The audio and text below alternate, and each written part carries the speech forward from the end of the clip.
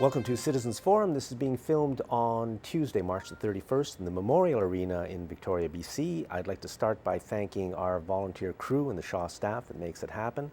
The first part of Citizens Forum is always the Walter and Jack show, so away we go. And Walter, this is an auspicious day in Canada because Canada is now at war. Stephen Harper and our Parliament have essentially declared war on the nation of Syria and intend for the Canadian Air Force to start bombing Syria in the very near future. I don't think most Canadians even realize that because somehow it's not being told us. This is Tuesday, March the 31st, today's Globe and Mail.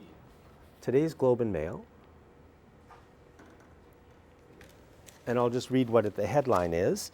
MPs vote to take fight against Islamic State into Syria. And the subheadline is, strikes could begin in a matter of days as Canada, only Western nation to join US in mission beyond Iraq. But the Globe and Mail for some reason doesn't say that we have declared war on Syria, with whatever that may bring. And this is the argument that the Canadian government is using. When I first saw it, I thought, wow, that is a very clever statement. Very well written. I can imagine it's one of the big PR firms that put it together for Mr. Harper. But it was read by Jason Kenney, the Minister of National Defence, March 25th, a few days ago, in the Parliament of Canada. And here is the statement read by Mr. Kennedy, and it's Canada's argument for going to war, although nobody seems to be saying that we're not only going to war, this is a war crime. We are declaring war on another nation and starting to bomb it. This is perhaps the greatest international crime, and that's being completely covered up by our media and the politicians on all sides. Nobody's saying it. Anyways, this is Mr. Kenney in Parliament. The sovereign, democratically elected government of Iraq has asked Canada and allied countries to help them defend their innocent civilians from terror attacks being launched out of eastern Syria in a part of that country which the Syrian government either is unwilling or unable to control. Now, a lot of Canadians support what's happening in Syria because they believe the official story. I'm just saying that, in my opinion, the official story is, as usual, a pack of lies. So, is Iraq a sovereign country? The simple answer to that is no. Iraq is an occupied country. It's occupied by American military forces and their allies. There are also more than 100,000 foreign mercenary contractors in Iraq. Therefore, one can't say that Iraq is a sovereign country, and nor can it really have a democratically elected government. The second question, does the Canadian government care about innocent Iraqi civilians? Again, the answer is no. Over 1.5 million innocent Iraqi civilians have been killed. Millions more have been made refugees. Their land has been destroyed and poisoned by depleted uranium. They have no stability, and the people of Iraq are living in a daily civil war. All that and many other catastrophes have happened because of American terrorism and the American war on Iraq. So where was the Canadian government's concern about Iraqi civilians then, as 1.5 million were being killed by the people who run the United States? Instead, the Canadian government pretends concern now and uses that concern to begin a new attack against another sovereign country, Syria. The third question, and the most important one, who are these terrorists in eastern Syria? These are mainly foreign fighters that were recruited, trained, and financed by the USA and its allies, France, the UK, Saudi Arabia, Qatar, Turkey, and Israel. These foreign fighters were used to destabilize Syria, and that is why the Syrian government is unable to control many parts of its territory. So the US and its allies created the civil war in Syria. They created ISIS, And now ISIS is being used as the excuse for both the United States and Canada to attack and bomb Syria. Jason Kenney's claims to Canadians on the floor of the Parliament were misleading, false, and insulting in order to drag Canada again into another illegal war in the Eastern Mediterranean.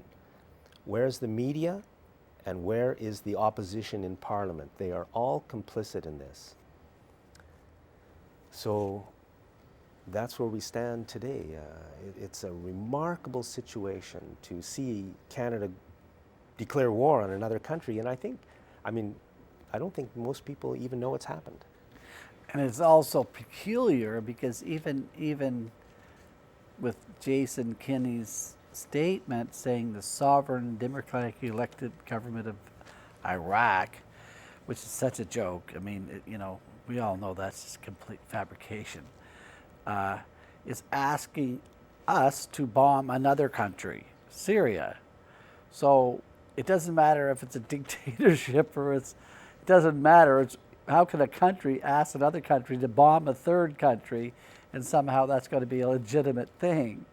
That's a good question. I mean, it's you're it's right. just like, and they're saying, oh, the Syrian government doesn't seem to be interested in controlling this region, the region in which we've installed ISIS and the region in which we've built up with all these international mercenaries, really. But their story does hold together if you believe the story, which is that ISIS is this horrible thing attacking Iraq and killing innocent people, and we have to defend the people of Iraq. I mean, that's what a lot of Canadians believe, and I don't blame them. There's been a massive propaganda attempt to convince people, and that's the only story our media tells us. CTV, CBC, the Globe and Mail, all of them. But I think the truth is, and maybe I'm wrong, but I think the truth is, and there's lots of people out there saying it, that the United States government and its allies, not the people of the United States, but the people who run the United States, created ISIS, funded ISIS, and control ISIS. So factor that into this, and you see what a disaster we're in. And you have to put Stephen Harper Absolutely. and CSIS on that list. We've talked about this before, and the direct connections between Stephen Harper and funneling people into Syria through Turkey, and they were caught doing it. And that operation was being run from the Canadian embassy in Jordan, who the ambassador of Jordan is Harper's old pal, his old security guard, the CSIS security guard. And that story is basically everybody saw it because it was the story of the 3 young girls from England who left home, went to Turkey, and snuck into Syria to join ISIS. And I mean, that was a huge story, and it made you feel, well, you can't trust anybody. But the part of the story that's not being told is that the Canadian embassy in Jordan was paying the guy who smuggled those girls out of Turkey and into Syria. As well as 17 other incidents. I mean, this guy was really, really active. And, that was a smuggling operation being run by Canada's embassy in Jordan. And it's Stephen Harper's old buddy, his security guard, the CSIS agent.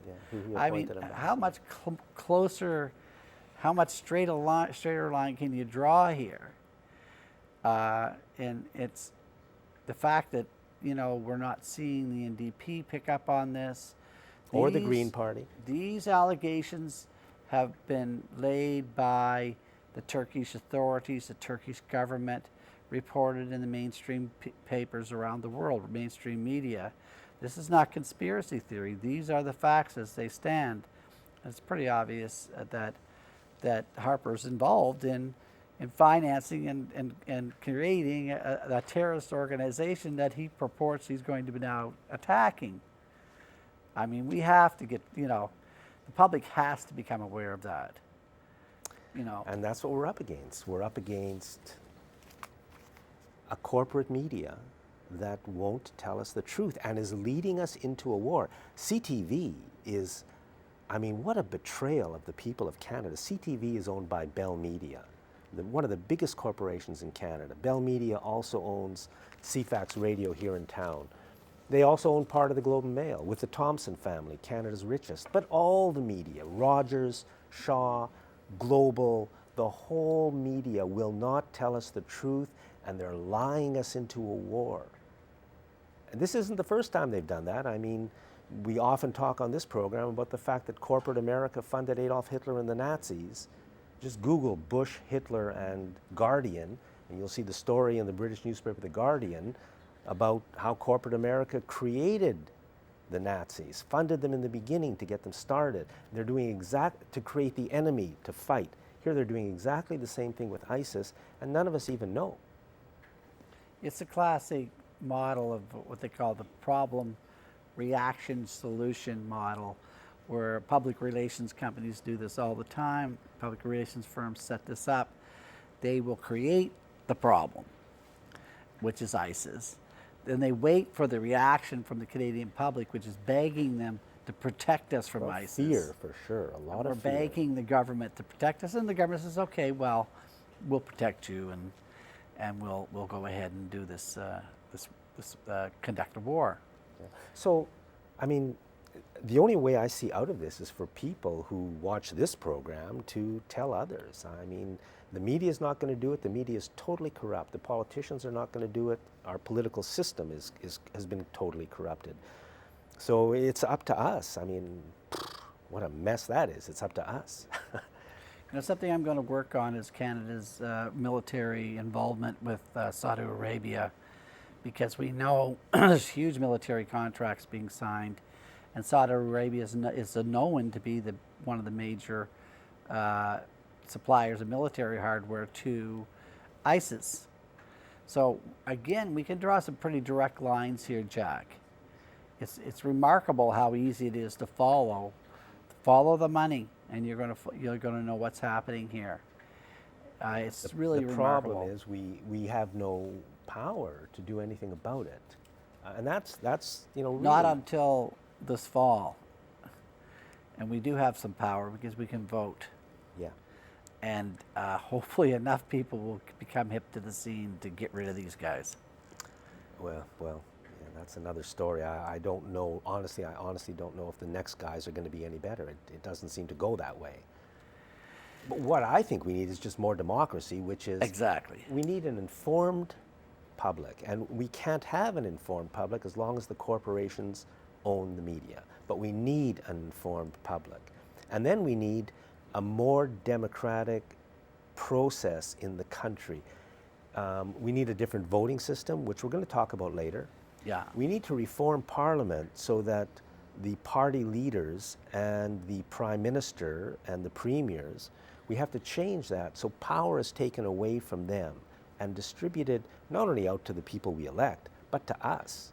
Because it's what we want, an informed electorate that is supposed to be guiding the nation in the direction we want it to go in.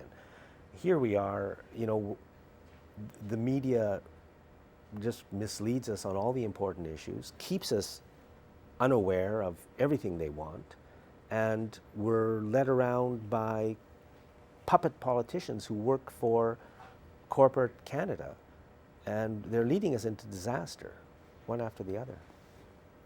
Anyways, enough of that. Let's move to the local scene. Well, let's go to some local corruption. Yeah. For some more entertainment.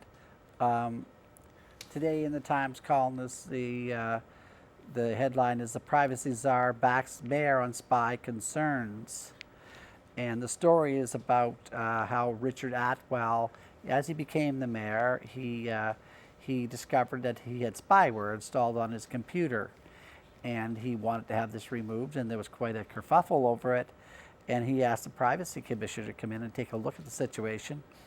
Privacy Commissioner Elizabeth Denman issued what they're saying in the paper as a scathing report about all the missteps that were taken by Saanich staff and the Saanich Council, because they did approve this to happen.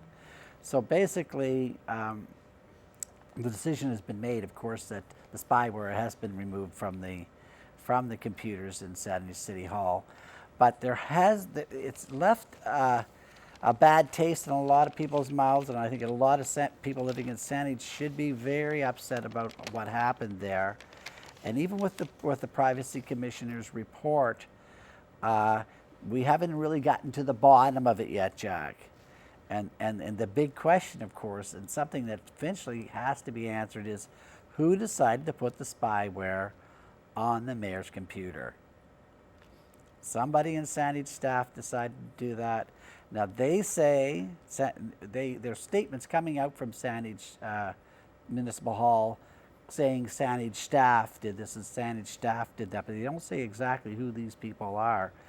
But the Saanich staff say that they had a kind of a security audit of their computers, and this consultant recommended that they put the spyware on the computers. That's been the story all along. That's been the story. That's been absolutely shown to be false. There's no evidence whatsoever that is the truth. So you mean the consultant did not say? Never recommended the spyware to be put on there. They cannot, the Privacy Commissioner is saying they cannot find any evidence to support that.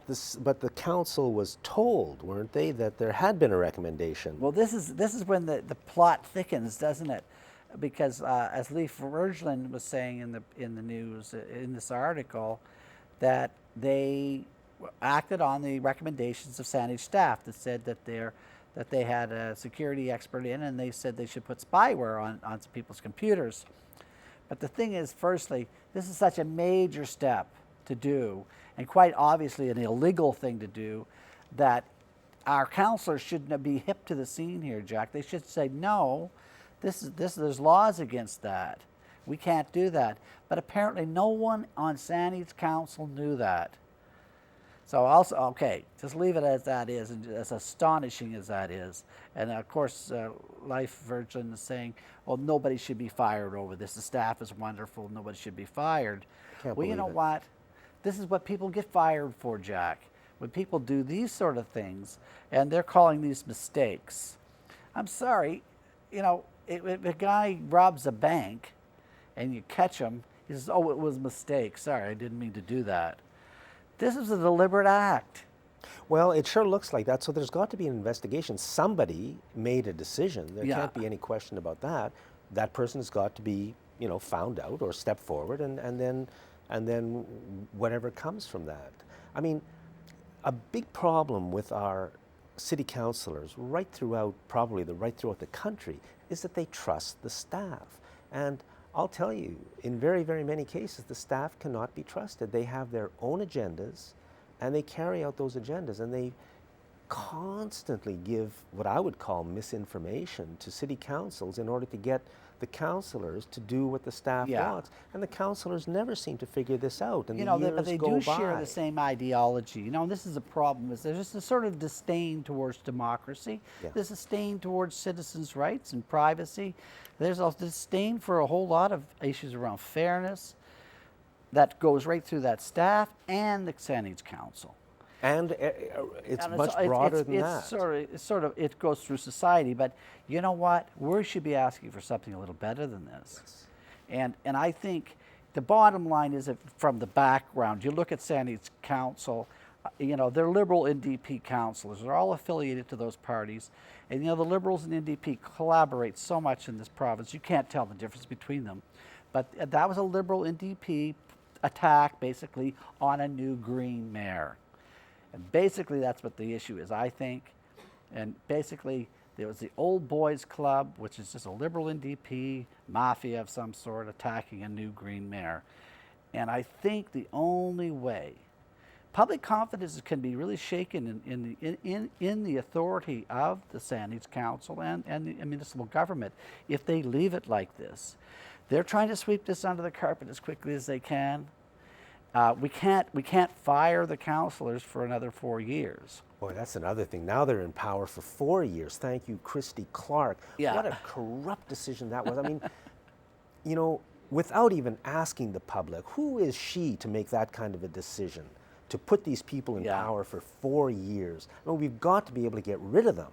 Everybody knows that. There should be term limits. But instead, 4 years. There should be resignations over this. If there's some people who are honorable, should know they've reached some pretty serious contracts with the public. they've allowed some serious things to happen. By the way, the information that was being spied upon was also your and I's information when we contacted City Hall or contacted these people. You know, that would be registered and could be spied upon by a third party. Sensitive personal information could be hacked and shared without our knowledge. This is an attack on all our civil liberties and all our rights to privacy. The confidence in this council should plummet. Well, you know, one of the councillors was on the radio today on CFAX, and I didn't hear it, but a friend told me. He said people were phoning in and they were furious about what's been happening in Saanich, and they were really going after the council. And people should be furious until we find out what happened and people are held accountable. And not only, I mean, the Blue Bridge is exactly the same situation. $100 million down the drain for, we don't even know if the bridge is going to work. I mean, it's on very shaky ground, I'd say. And that whole thing started out as a $10 million repair, and our city council, and especially the staff and the media, because the media would never report the truth about what was going on, even though it was reported in Focus magazine on an ongoing basis. They took a $10 million repair and have turned it into a $100 million disaster and taken out the rail bridge, which means you cannot have rail coming into downtown Victoria, which could be solving the Colwood Crawl and could be helping downtown Victoria. I mean, what kind of decision making is this? It's pathetic. Well, you know, I'm back on this story, though. I mean, we have to stay talking about this, Jack. We have to keep this in the public's eye. These guys are not accountable. And that is the problem here. They've gotten away with this for so many years. And also the whole affiliation they have with the CRD and all the shenanigans that have gone on with the CRD. I mean, it's such a corrupt organization because of the way councillors go to the CRD. And we're out of time. So anyway, we're going to be back on this story, I'm sure. Thank you, Walter. It's a pleasure, Jack. And thanks for watching this segment of Citizens Forum, Canada at War. Welcome to segment 2 of Citizens Forum. Our guest in this segment is Christina Nikolic, and Christina is with the Organic Gardeners Pantry, and we're going to talk about the good news in organic gardening. Yeah, I'm the good news lady. We need good news. The good news is it's springtime in Victoria. Everything's exploding in flowers and blooms, and it's the International Year of the Soil this year. So, and the good news is 5-part. We have, and I don't want to gloat about this, we are just very lucky that A, we have a friendly climate with a long growing season almost year round. B, we have abundant rainfall that falls, you know, most of the year. C, we have really, really great soils in Victoria. We have good farmland that was, you know, now there's houses on the farmland, but the soil for the most part is still there. So we have good potential for growing. Fourth, we have an abundance of locally produced seeds and plants that are non-GMO, that are open pollinated, that are organic. And fifth, we have an abundance of local experience and local knowledge. So my point is, it's good news. We have no longer any excuse to not garden, to not grow any food. And if you follow what's going on in the rest of the world, the whole thing about the climate, enough rainfall, good soils, and access to seeds is not a given at all anymore. There's a lot of places, like look at California and how dry it's been. They're going to have huge problems producing food for export. You know, maybe they might not even be able to meet their own demands. So we need to start doing this. And the good news is we can. We have these wonderful conditions that enable us and empower us to grow our own needs, fulfill our own food needs almost, I would say, why not 100%? Why not at least half? Can you run those 5? I remember the first one was a good climate. We have the good climate. Okay. We have a friendly climate with very little frost, Yes. very mild winters. It's a wonderful So climate. we I can love this grow climate. food year round. Yes.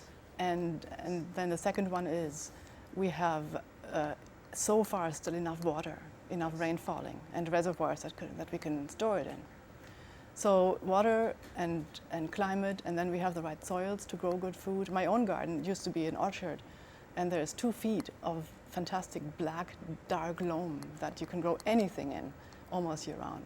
So these are the conditions we have, and There's nothing that can stop us from growing most everything we need. So here we are, and we're not growing everything we need.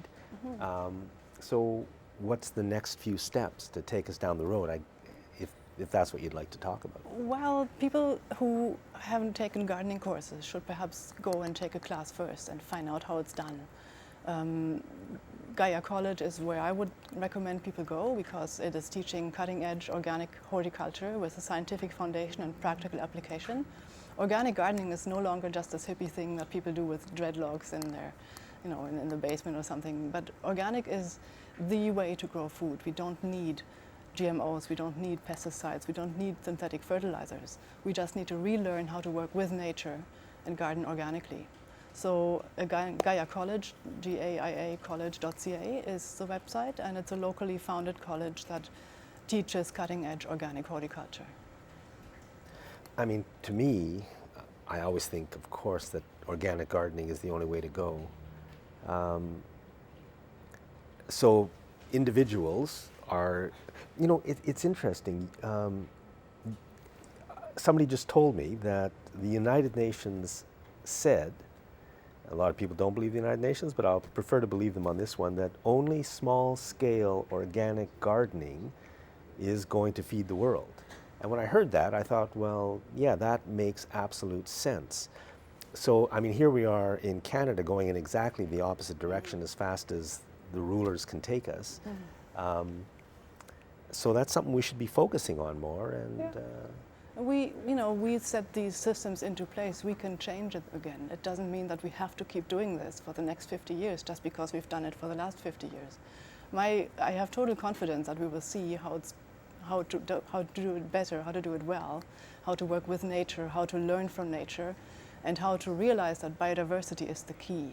So I agree with the statement about small-scale family farms, because those would be the places where there's small amounts of livestock and a wide variety of food crops being grown, and the whole farm being like one ecosystem, ideally where all the flows of materials stay within the system, and there's very little need to import chemicals or fertilizers, or there should even be very little need to use a lot of water, because good soil stewardship means that the soil itself is this massive water reservoir, because good organic soil with lots of organic matter and a good multi-species overstory of plants will hold on to a lot of the soil. So we don't need to irrigate as much as, say, in a monoculture field, which is entirely dependent on artificial inputs.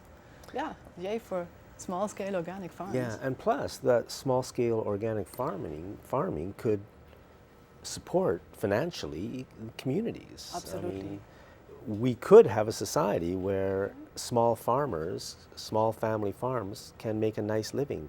We don't have to have a society where all the money goes to the banksters and fraudsters and oil companies.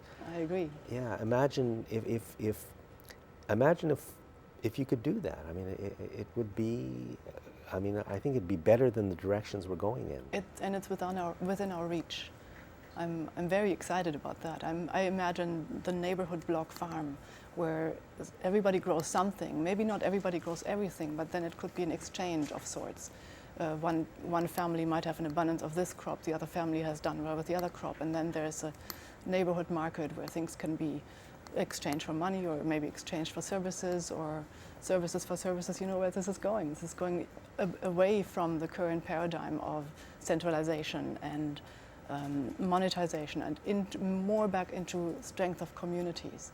I think organic farming is something wonderfully anarchistic, because it empowers people to be their own government and to make their own decisions. So is that kind of the main message? What is the main message you want to put out, that organic gardening works, or that we can transform in some way our society through organic gardening? Yeah, organic gardening not only works, it's perhaps the best way to feed ourselves, feed each other, is for sure a vector in transforming societies, empowers people to live the dream, and at the same time enjoy this wonderful place that we still call our own, our home, where we have the climate, the water, the soil, the seeds, the people with the knowledge. And we've probably educated several hundreds of organic master gardeners through Gaia College in the last 10 years. So these would be the people to go to if you want resources. You know, I know so many people who have done these courses so far, and they can all be vectors of change, agents of change. A big part of this, of course, are the people who run the province, whoever they may be, and they don't seem to be moving us in those directions. So do you have any ideas how people can take the power structure by the neck, sort of, and say, "This, we want this. We maybe, or at least let's talk about it. Let's see what it is we do want." How do we even start that? I guess talking about it in neighborhood get-togethers is the first step. And you know, I would probably fare pretty poorly in a violent uprising, but I would be excellent as a community organizer and educator when it comes to spreading the knowledge and teaching teachers that can then be teachers for other people. So I'm thinking it has to come from us. I wouldn't wait for legislation to change. I don't want to wait for legislation to make it impossible for us to save our own seeds, or to you know, exchange plants on the market and things like that. Are those things happening? Yeah, there's a lot of countries where farmers are no longer allowed to save their own seed for the next year. What countries? India, for example. A lot of multinational corporations are active in India, and they have farmers hooked on their program where farmers have to buy the seed from the company. They plant them for a year. They cannot save some seed from that crop to plant next year. They have to buy it again from the company. That's the whole GMO thing. That's big has to in do Canada. with the whole GMO thing, yes. Yeah, that's a very dangerous direction, and I'd say I'll do anything I can to steer people away from that. We've got a minute left. What would you like to finish with? Check out GaiaCollege.ca.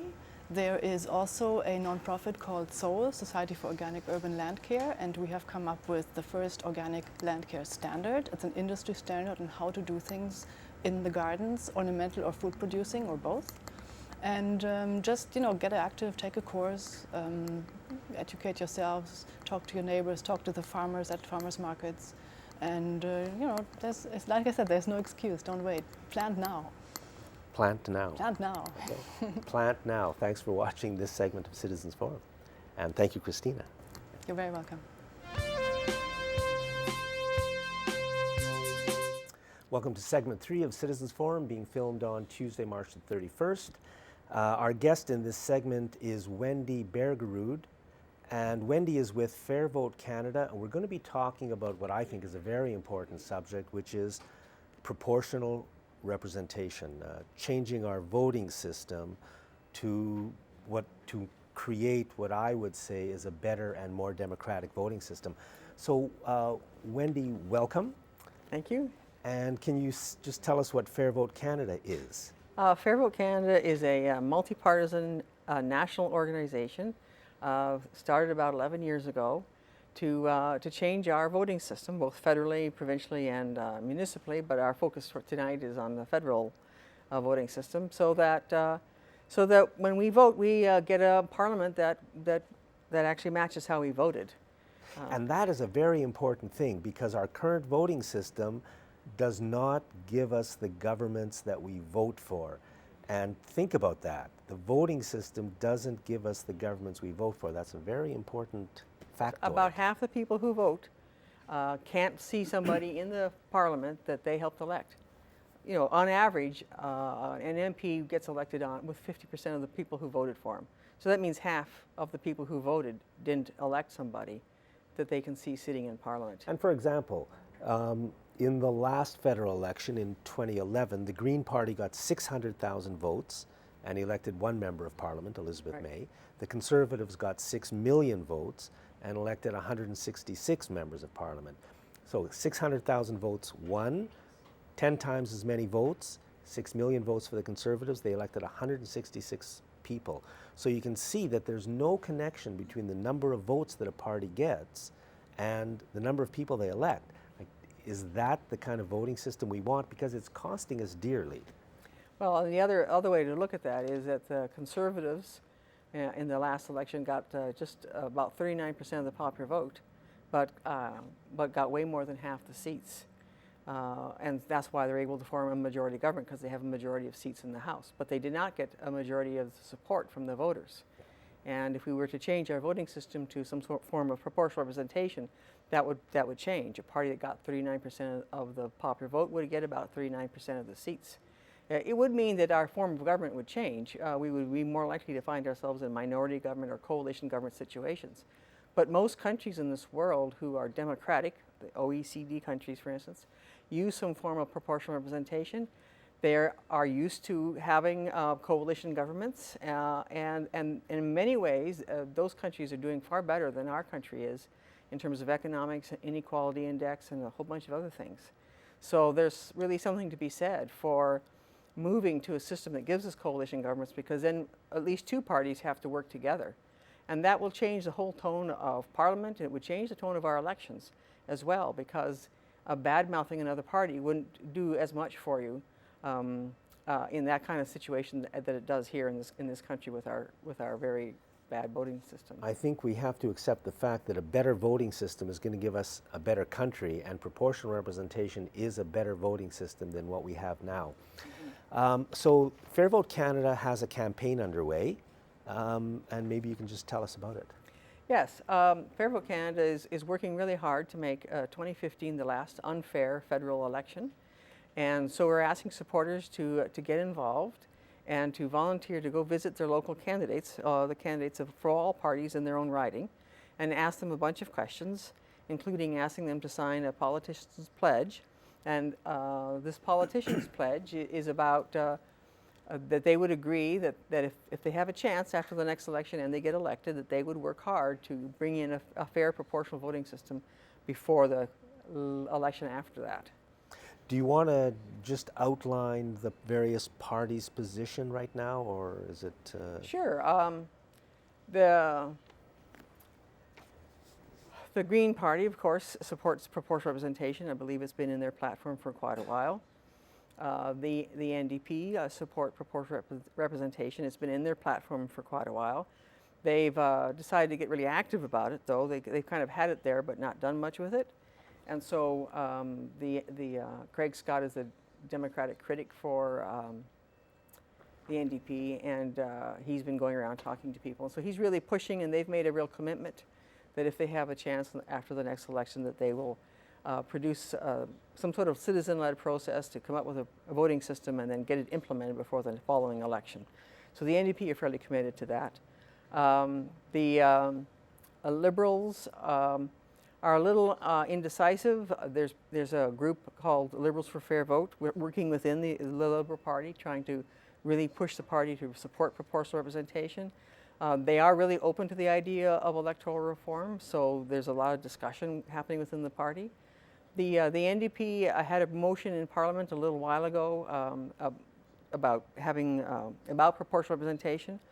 All the Green Party members, the Bloc Party members, the NDP all supported it, and about half the Liberals supported this motion. So the Liberals are working their way there, and the Conservatives don't support. There's been nothing from the Conservative Party about it. So people can, your website address is appearing at the bottom of the screen sometimes. People can contact Fair Vote Canada, contact you. Yes. And if you're interested, join this campaign. Go and speak to your local candidate in the next federal election.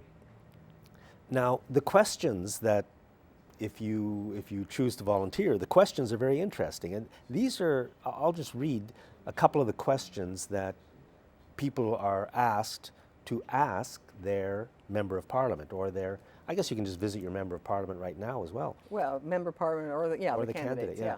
So question number one, and just as I'm reading this, please ask yourself, what do you think about these questions?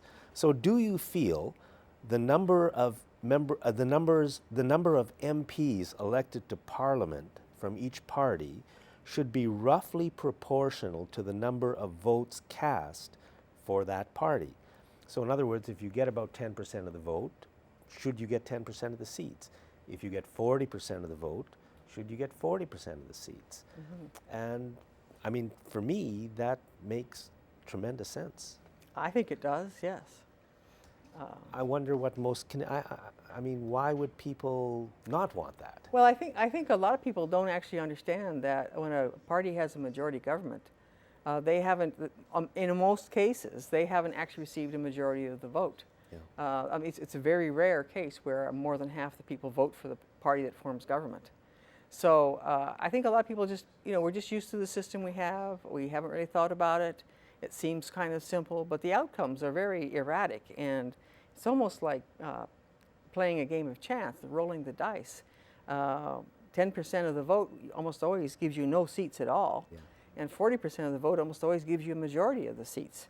And it's just, on the other hand, you can have situations where 40% of the seats keeps you in opposition, but it's just, you just don't know what it means. I'll give another example. I think it was 2001 when Jean Chrétien was running for leading the Liberals and for re-election, and in fact won the election in 2001. I think it was 2001. In Ontario, the Liberals got, I think it was 51% of the vote. 51% of the vote, and they won 100 of the 103 seats in Ontario. And that's a big problem. 51% of the vote won 100 of 103 seats. The other parties got 49% of the votes and split 3 seats between them. Yeah, no, this is the kind of, yeah. yeah, And it's constant. Our current voting system is simple to vote and it's simple to count, but the outcomes are not easy to explain or to understand, and they're just not serving people, the voters, very well at all. So here's another question that's on your list, and these are questions that can be asked the politicians, but also we should ask ourselves. If an all-party process or a citizen process recommends adding an element of proportionality to Canada's electoral system, would you be in favor of implementing these recommendations in time for the following federal election? There's going to be a federal election in 2015. Would you as a politician or you as a citizen like to see a change prior to the next election, a change to proportional representation? Mm-hmm. I would. Here's another question asking the politician or yourself. If you were to summarize your current views on proportional representation in 1 or 2 sentences, how would you express it? So what's your view? And my view is, let's do it. I'm sure your view is the same. Well, I've been working hard on it for more than 10 years, so yes, that would be my view. And would you be willing to work with Fair Vote Canada to learn more about the voting system and how to change it to strengthen our democracy? Well, there are a lot of people who don't know a lot about the current voting system or the choices that we have for other voting systems. And so, I mean, it's fair, I think it's pretty fair for a candidate or an MP to say, well, I don't know for sure where I stand on this because I don't know enough about it yet. So obviously, our question is, well, are you willing to learn enough about the different voting systems and the choices that we have to be able to make a decision? And we would certainly like to see that sort of eagerness and willingness to learn about this subject, to understand how important it is for our democracy to actually have a voting system that produces parliaments that reflect how people voted, so that we actually get a reflection of ourselves in our parliament. So. And it will change the country. If we move to a better and more democratic voting system, it will create a better and more democratic country. And boy, especially at this point in time, that is vitally important. So we've got to do it. Mm-hmm. And I mean, Fair Vote Canada's been around. It's an organization. It's there. So people should be hopefully contacting and supporting your group. So, where do you want to go from here? What I'll be doing is there's a number of different steps. One is I want to meet with volunteers and who are interested in going and talk to the candidates and get them up to speed on these questions and what they would be doing. I have been working with the Dogwood Initiative. They're going to be canvassing people in this area, and they're thinking about promoting Fair Vote Canada and the idea of changing the voting system. So I think that could be very interesting. So we need to find the way to spread the word. Yeah. It's important. Yeah. We're also hoping to table in many different places and give people an opportunity to learn about Fair Vote Canada and that it exists. We hope to have a table at the Earth Day event. And So I'm optimistic that we'll get, there's a lot of support in this area for changing the voting system. And so if we can get people out and involved, then we can put the pressure on all of these candidates to very much support changing the voting system and get elected. Or if they don't get elected, push their party to support it for those who are elected in Parliament and make a change for the better in this country so that we can't be hijacked by one party with 40% of the vote. I mean, it's not just the Conservatives have it's done it. always a disaster. Yeah, I mean, Jean Chrétien got in, had several majority governments with less than half the vote. So it happens all the time, federally and provincially, and it just means that so many voices aren't heard. And then when we have another election and another party gets in, they just totally change direction of where we're going in this country and undo the work of the other party. And it would be so much better for people to be working together and coming up with directions that work for a lot of people. Has anyone done any polling recently to see what Canadians or British Columbians think? Yeah, I don't think there's been any recent polls on it. Polls have shown that 60 to 70% of the people polled support changing the voting system, that there is a lot of support out there. It gets confused when you get into details, and the people who don't want change, of course, are pretty effective at scaring people about change. Yeah, I mean, here in BC, when we had the two referendums, the first one passed, it got 57% of the votes. I mean, but Gordon Campbell, our ruler at the time, said 57% loses to 43%, so we didn't make the change. And he was supported completely by the NDP, and he was supported completely by the media, right? So that change, the power structure likes our current first-past-the-post voting system because it's easy for them to control. A proportional system is less easy for them to control. That's why it's good for us, and that's why it's so difficult to change, because for the people at the top, it's not a positive change. It moves us towards democracy, and the people at the top, the last thing they want is anything that's closer to democracy. Mm-hmm. Yeah, I've been reading a book by Dennis Pilon called Wrestling with Democracy. And it's a very interesting book, and he starts back in the late 1800s and goes forward in time. And he's pointing out how much changing the voting system is very much a political process and has a lot to do with the parties in power and the forces that are going on at the time. And it's very unusual for all those forces to sort of come together and allow a voting reform to happen. I mean, New Zealand did this about 15 years ago. They changed their voting system. And the process was it was just I can't think of the right phrase, but it's, things were just right. That's right, it just kind of happened. Yeah. People were so angry. Well, it was. I think the leader of the government made a mistake and said that he would do something, and then he had to follow through, and he actually felt honorable enough to follow through, and then once the ball got rolling, he couldn't stop it.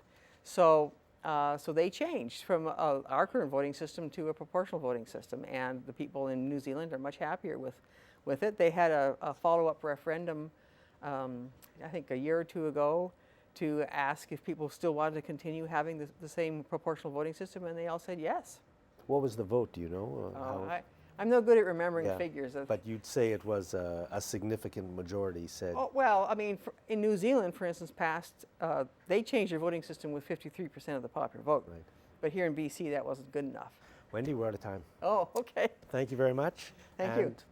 Proportional Representation and Fair Vote Canada. Thanks for watching this segment of Citizens Forum. Welcome to the last segment of Citizens Forum, being filmed on Tuesday, March the 31st. I'd like to thank again the Shaw staff and our volunteer crew that makes this show happen. Our guest in this segment is Captain Sweep of the Planetary Guardians. I've recently become a Planetary Guardian, and Captain Sweep is going to tell us what's going on. So take it away, Captain Sweep. I think what we got to do is we got to start with the primary reference point of this side of the century, and that's 9/11.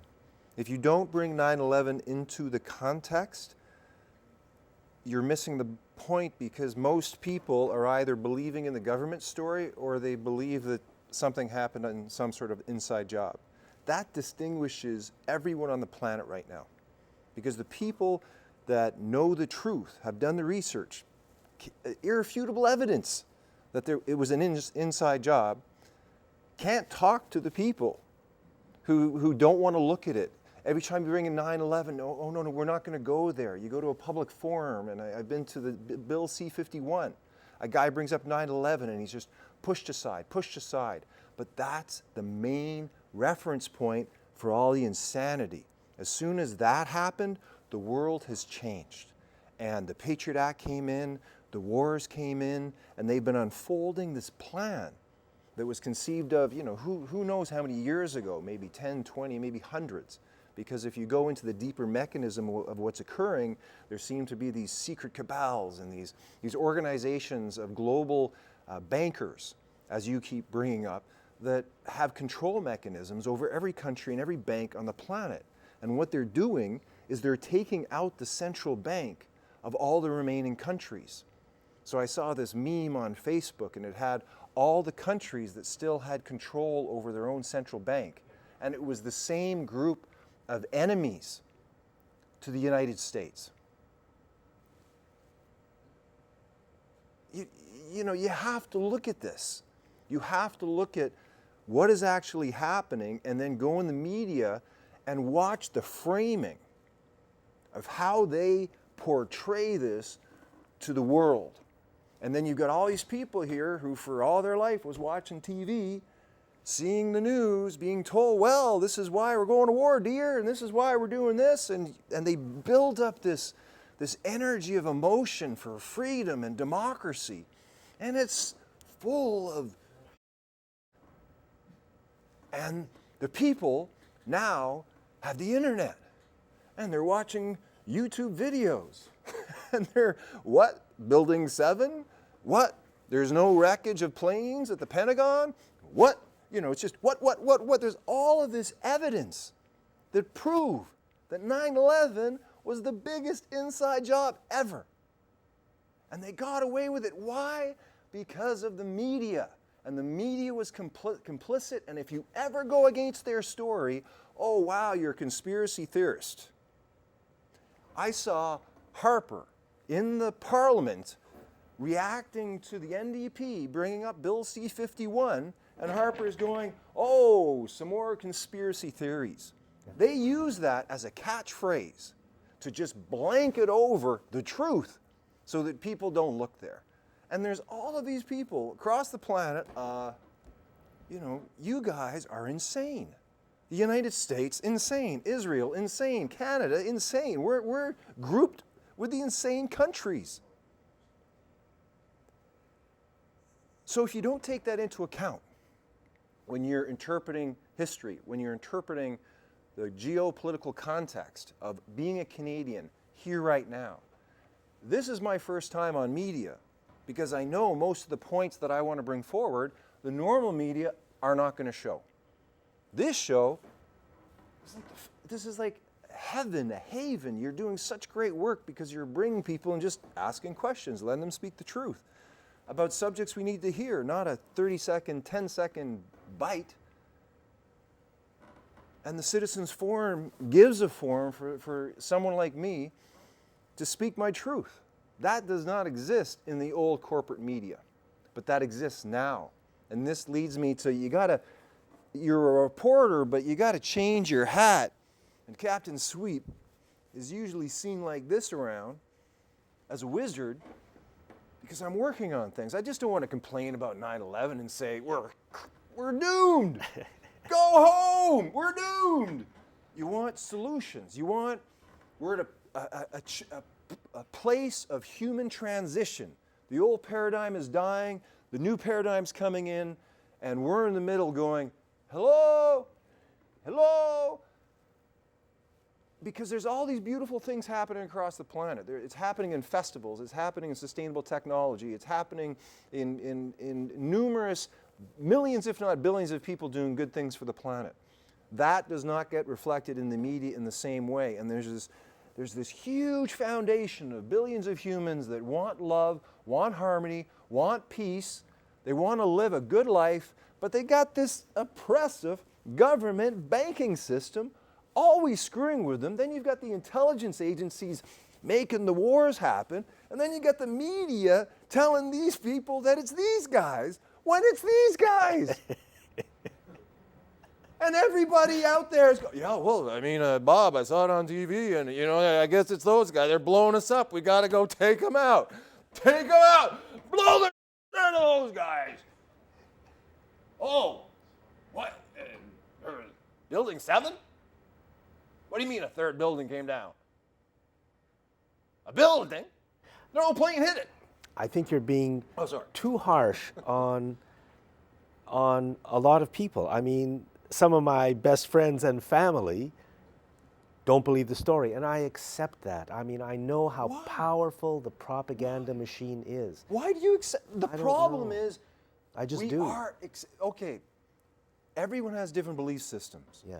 The world right now has a whole bunch of worldviews. We have in our mind this thing which is like a construct, and we put it on, and we become that. Like if we change the construct and we change the worldview, we become a different person. So now, like, I could be an American here, and I'm talking about things, and I'm thinking about things through my Christian belief system.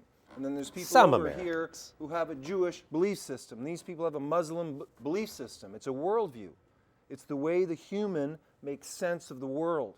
So we've come through 2,000, 3,000 years of these worldviews warring with each other, wanting to kill each other, wanting to exterminate each other. And now all of a sudden, we're in the 21st century where, no, we don't. We don't want to do that.